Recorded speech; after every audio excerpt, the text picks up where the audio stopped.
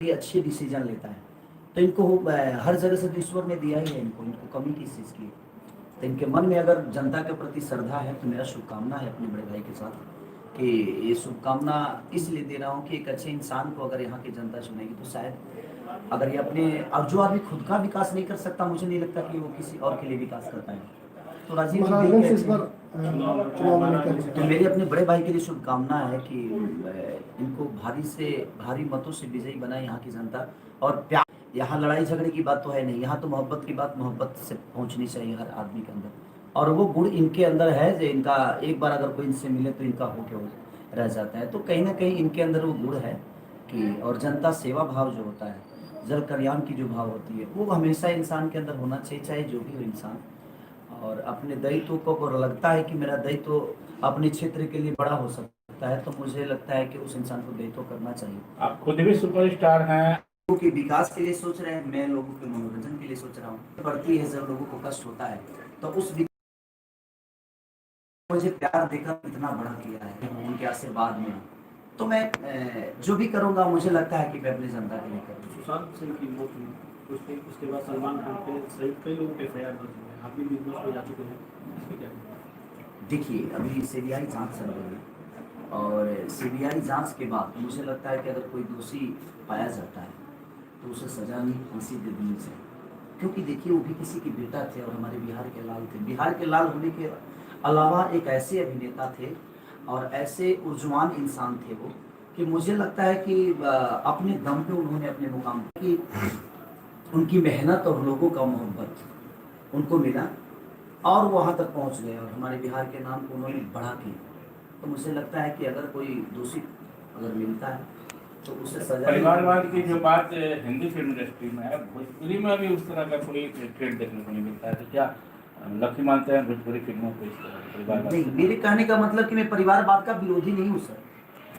अगर आपके अंदर क्षमता है, मेरे बेटे में अगर वो काबिलियत है, अगर वो उतना मेहनत कर सकता है, अपने काम से लोगों को अपना बना सकता है, तो उसको बिल्कुल बनने का हक है। लेकिन अगर वो नहीं है तो मुझे प्रयास नहीं करना चाहिए और उस जगह पे किसी और को लाना चाहिए जो उस काबिल है, जो उस लायक है।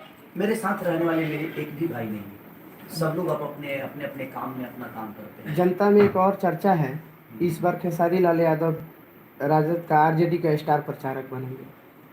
अभी तो समय बताएगा, ऐसी सूचना मेरे पास मिली नहीं है, बट मेरी जहाँ व्यक्तिगत रिलेशन है वहाँ तो मैं जाता हूँ। वो किसी पार्टी के तहत नहीं, वो मेरा अपना पर्सनल रिलेशन है। जैसे राजीव भैया से मेरा अपना पर्सनल रिलेशन है, तो इनको अगर लगेगा कि कहीं ना कहीं इनकी ज़रूरत है, एक छोटे भाई के नाते मैं इनका जितना हेल्प कर सकता हूँ कोशिश करूँगा। नहीं, आरजेडी का स्टार प्रचारक बनेंगे, इसमें कहाँ तक सच्चाई है? अभी तक मेरे पास कोई सूचना ही नहीं है कि दुनिया क्या बोलती है नहीं बोलती है, बट वो परिवार का हिस्सा हूँ मैं। और जहाँ तक बात है, अगर भलाई के लिए अगर कोई भी मेरा परिवार खड़ा होता है तो मैं उस परिवार के साथ हूँ, वो मेरा अपना परिवार हो सकता है। भोजपुरी फिल्मों के विकास के लिए और भोजपुरी फिल्म इंडस्ट्री के विकास के लिए खेसारी लाल यादव जी द्वारा क्या प्रयास किया जा रहा है? देखिए, हमारे हाथ में अच्छी सिनेमा बनाना है। हम अच्छा सिनेमा दे सकते हैं दुनिया के लिए। अगर मैं राजमिस्त्री हूँ, मैं घर बना सकता हूँ सर, लेकिन आप मुझे जमीन देंगे तभी बना पाऊंगा। मेरा मानना वहाँ है। तो जो दायित्व कर, जो नेतृत्व कर रहा है हमारे बिहार का माननीय हमारे मुख्यमंत्री नीतीश कुमार जी, उनको ज़्यादा विचार करना चाहिए हमारे रोजगार पे, क्योंकि फिल्म सिटी से कम 10 से 12 लाख लोगों का घर चलेगा। तो अगर बन जाता है तो एक बढ़िया स्रोत हो जाएगा।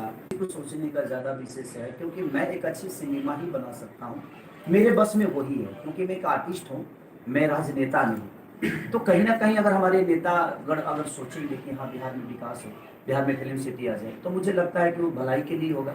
और यहाँ रह के आज की सारी कोई भी प्रॉपर्टी बॉम्बे लेता है तो हम टैक्स महाराष्ट्र को देते हैं, लेकिन अगर हम यहाँ काम करना शुरू कर देंगे, यहाँ हमारी सुविधाएं मिलने लगेंगी, तो शायद हम अपना टैक्स अपने राज्य को देंगे, तो कहीं ना कहीं उस राज्य का विकास होगा ही होगा। क्योंकि चंदे के पैसे से घर नहीं चलता है, पूजा पाठ हो सकता है। भोजपुरी फिल्म में ऐसा नहीं, मुझे सबसे ज़्यादा महिलाएं पसंद है शहरी क्षेत्र में, शहरी क्षेत्र में भी, क्योंकि मैं औरतों का दर्द ही गाता हूँ। लेकिन और सिनेमा हॉल वगैरह में जब हम लोग जाते हैं देखने के लिए, मेरे कहने का मतलब सिर्फ सिनेमा ही दोषी नहीं है, उसके लिए सिनेमा हॉल भी दोषी है। कि आज की डेट में हर आदमी अच्छा खाना चाहता है, अच्छा पहनना चाहता है, लेकिन उसको सीटें अच्छी हैं, वहाँ सफाई सुथरा नहीं, मगर भोजपुरी तो मुझे लगता है इस बात का मलाल तो रहता होगा। बिल्कुल रहता है सर। पर ढूंढेंगे हम नेपाल में ढूंढेंगे नहीं, हमें जहाँ का हम पैदा, हमें हक है, हमें आगे तक बढ़ना है तो हम अपने पिता से लड़ेंगे कि नहीं पापा मैं बीकॉम करना चाहता हूँ, मैं बीए करना चाहता हूँ, मैं मैट्रिक करना चाहता हूँ। हम जाकर किसी बगल वाले पड़ोसी से नहीं कहेंगे कि सर हम पापा हमें पढ़ना है, हमें पैसा दीजिए। तो हमें व्यवस्था हमारे पिता ही दे सकता है। और आज बिहार सरकार के पिता कौन है? हमारे पिता ही। इस बात को जब पूछेंगे तो पूरी दुनिया तो समझ ही जाएगी ना, कहीं ना कहीं अश्लीलता है, तभी तो मीडिया पूछ रही है। तो सबसे पहले तो ये जरूरी है, पहले खुद को संभालिए, उसके बाद पूरी दुनिया संभली है। कहाँ खेसारी को कोई प्रॉब्लम? लॉकडाउन के दौरान भोजपुरी फिल्म और इससे जुड़े लोगों को भी काफी समस्या है। समस्या सबसे ज्यादा उन्हीं को आई है। आज कहीं ना कहीं रिक्शा चालक अपना रिक्शा चला रहा है, दुकानदार अपनी दुकानदारी कर रहा है, रोजगारी वाला रोजगारी कर रहा है, लेकिन सिनेमा लाइन को कुछ नहीं मिल रहा है। आज हमारे गांव देहात के लोग ब्यास जुझाल बजाकर अपने जीवन को चलाते हैं, हारमोनियम बजाकर प्रसंग गाकर अपने जीवन को चलाते हैं।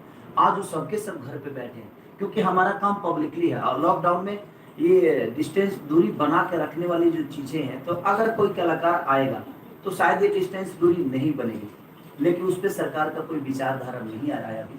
देखिए क्या होता है। लेकिन जिस तरह से आप एल्बम के गाने लॉन्च हो रहे हैं, 2-3 मिलियन व्यू हो जा रहे हैं, क्या लगता है कि भोजपुरी पर भी लोगों का रुझान बढ़ा है? देखिए इसको अपने से प्यार है, उसके दिल में कभी खोट पैदा नहीं हो सकती। और भाषा हमारा जो है भोजपुरी, वो हमारी माँ है। हो सकता है जब हर लड़के डॉक्टर थोड़ी बनते हैं सर, हर लड़के मास्टर थोड़ी बनते हैं, हर लड़का इंजीनियर थोड़ी बनता है। तो मुझे लगता है कि हम इंजीनियर बन जाए, डॉक्टर बन जाए, लेकिन अपनी माँ को तो नहीं छोड़ सकते। आज प्रदेशों में जाइए, हम अपने बच्चों को संस्कार से दूर कर देते हैं उसके भविष्य के लिए कि तू जा अमेरिका पढ़ के आ तो शायद तू बड़ा भविष्य बना देगा, उसका तो भविष्य बना देते हैं आप। लेकिन मुझे लगता है कि उसकी सोसाइटी इतनी अच्छी हो जाती है और इतनी बेहतर हो जाती है कि उस सोसाइटी आपको एक्सेप्ट नहीं करती है, तो आप पिता होकर भी अपने बच्चे के साथ नहीं रह पाते। तो मेरा यही विचारधारा है कि हर आदमी को अपने बच्चे को शिक्षित तो औकात है मेरी नहीं। मुझे लगता है कि जब मेरी बेटी किसी की पैर छूती है तो मुझे लगता है कि मैंने अपनी बेटी को पढ़ाई के साथ होते तो क्या ये घटना हो सकती थी। हम अपने लड़कों को, अपने बच्चों को दूर भेज देते हैं, वो हमारे कहीं ना कहीं क्षेत्रफल से दूर है। अगर हम वही व्यवस्था, वही मास्टर हमारे पटना में भी है, अगर हम अपने बच्चों को यहाँ भी देख रेख में अगर पढ़ाएं लिखाएं तो शायद हमारा बच्चा कुशल हो सकता है। क्योंकि जितने बच्चे हम अपने बच्चे को समझ सकते हैं उतना कोई मास्टर नहीं समझ सकता हमारे बच्चों को। हम जानते हैं जब तक कि मेरी गाड़ी चल रही है, जब तक मेरी गाड़ी पहिया ठीक है, तब तक मैं तो कोशिश करूंगा कि मैं अपने जीवन को अभिनेता के हिसाब से चलाऊं। और जहां तक सवाल नेता बनने का है, तो मेरे विचारधारा में अगर अच्छी बातें हैं तो आज नहीं तो कल दुनिया हमको वो जगह पे भी देखेगी। बट अभी समय है नहीं, अभी बड़े भाई हैं अपना दायित्व कर रहे हैं, बेहतर से बेहतर चीज देता है, चाहे वो डिग्री हो, चाहे वो पढ़ाई हो, चाहे वो शिक्षा हो, चाहे वो संस्कार। सबसे अपील यही करूंगा कि अपने माता पिता को इतना मोहब्बत दीजिए कि शायद दुनिया के हर उस मोहब्बत से वो वर्जित हो जाए कि नहीं मेरा बेटा है, मेरा हमारे संस्कार में है जो बुजुर्गों का पैर छूकर आशीर्वाद लेते हैं। प्रणाम का एक शिष्टाचार था, वो एक संस्कार था जो दूर हो गया था। तो कहीं ना कहीं मुझे लगता है कि लोगों को अपनापन का अगर रास्ता दिखाया है तो कोरोना ने बहुत बड़ा रोल निभाया है।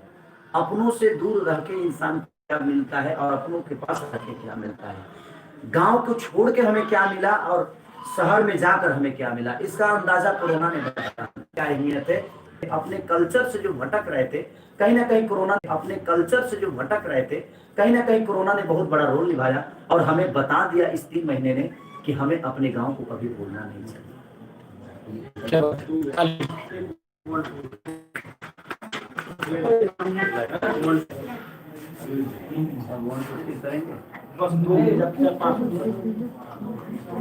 सब लोग करेंगे, बाहर भी कुछ लोग हैं अभी। भैया वो वाला गाना का प्रमोशन एक बार कर दीजिए ना, आप देवघर में अभी ना।